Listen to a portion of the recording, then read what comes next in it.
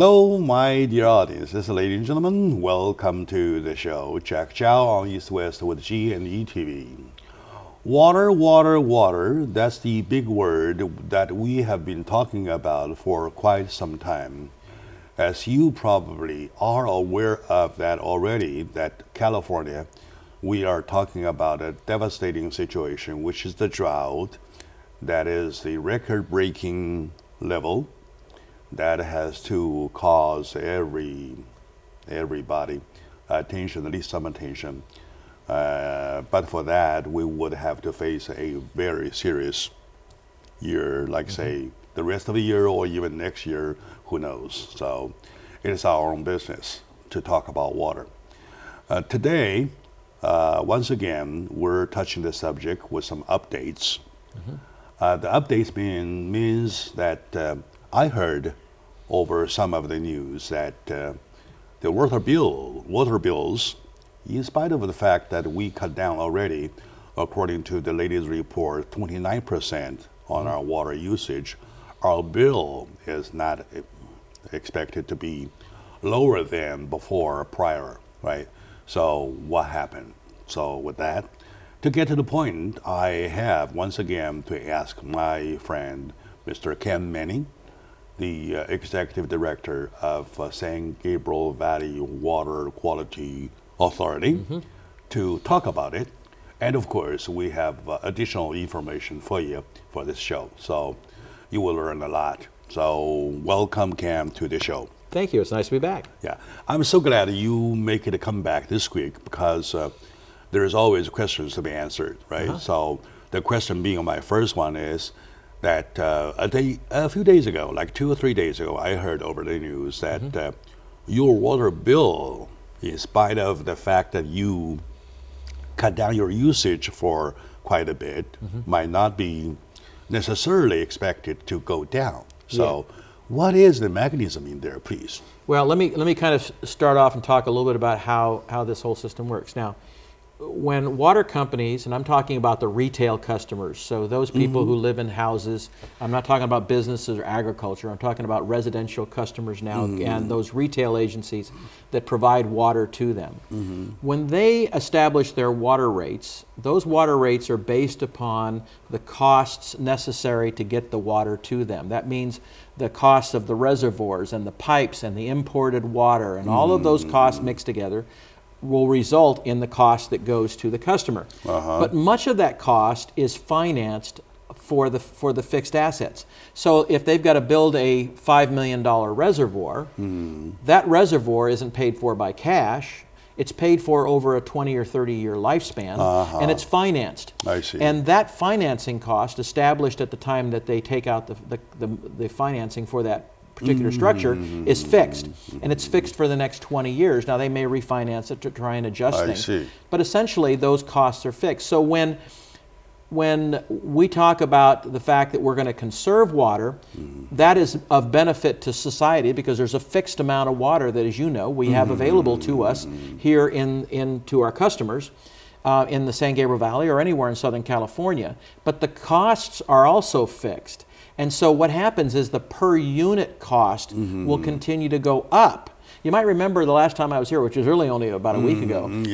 I closed the show by saying there's a few things that are going to happen. One of those was costs are going to go up, and it's just for this very reason. I see. It's for the very reason that these costs that are reflected in your water rate, most of those are fixed costs, and those are costs. If they served zero amount of water, they'd still have to pay those costs. Or if they serve 1 million customers, they've still got to pay that cost.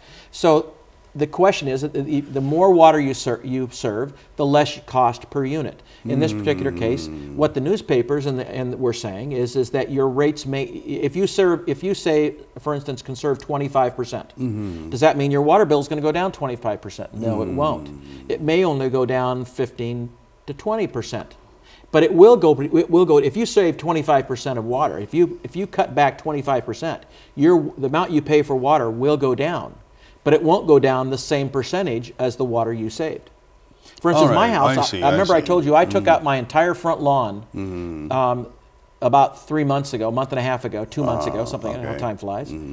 And when I did that, I took out 3,000 square foot of lawn and replaced it with drought tolerant. I just got my first water bill since I did that. And my water, I used half as much water as I used the same period last year. I see. But my cost is only about maybe 30% less than it was. I see. It's because of that per unit cost. Doesn't necessarily go by the proportion that you saved already, right? No, it's not. I've been conserving water and recycling for a long, long time. So it's just part of our lifestyle now to continue that and really pay attention to the water restrictions that are going to be part of our lives in the very near future. And you know, I think it's something that should be done anyway. And I don't like waste of any kind. And water certainly is a natural resource that we need to keep focused on so that we don't run out of it. Conservation is everyone's responsibility, and thanks to the CLCA, their organization is at the forefront of helping residents and clients meet those requirements and responsibilities. So thank you, CLCA.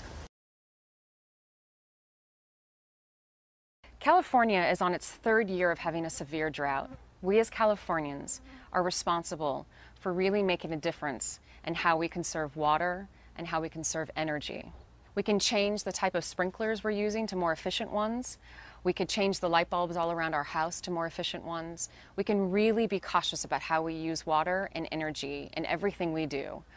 I think it's important that we're Californians, that we're responsible, and we really take this drought that we have and this energy problem that we're having to the next level.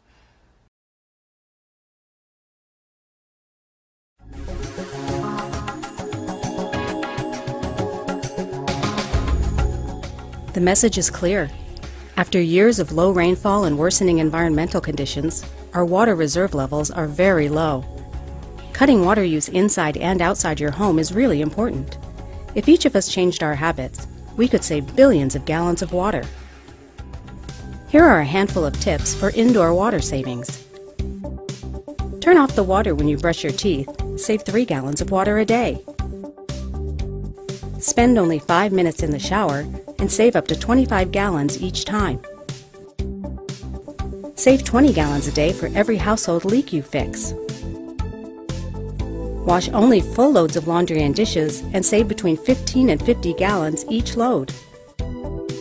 If you turn your water-saving intentions outdoors, you'll save even more water. Water your lawn 2 days a week instead of 5 and save 837 gallons a week during the summer. Water your plants in the early morning or evening to reduce evaporation. This can save up to 25 gallons a day. Check with your local water agency to see if there are any guidelines or rules in place for the watering times and days in your community. Install a smart sprinkler controller that is weather-based and save 40 gallons a day. Use a broom in place of a hose to clean driveways and sidewalks and save 150 gallons each time. Check your sprinkler system for leaks, overspray, and broken sprinkler heads and save up to 500 gallons a month. For even more water-saving tips and to find out how your community is dealing with the water shortage, visit BeWaterWise.com.